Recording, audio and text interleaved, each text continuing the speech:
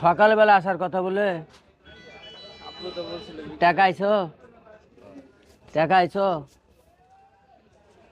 তো টাকাটা দিয়ে যাও, টাকাটা দিয়ে যাও। আর মোটামুটি 10টার সময় তুমি দুজন চলে আসবো। হ্যাঁ, বুঝছো? 10টার সময় তো আসবো। তুমি যে টাকাটা দিছো কার হাতে, দুগাটা কার, এটি প্রমাণ করবা না নাকি? আর টাকা না, তোমার টাকা তুমি নিয়ে যাও। ঠিক আছে, তোমার টাকা তুমি নিয়ে যাও। এখন থাকি লাভ নাই, কারেন্ট মাইরেন্ট নাই, বুঝছো? আর ওদিকে লোকজন এখনো নাই। তুমি আইলে বেলা 10টা 11টার দিকে আইসো, যাও।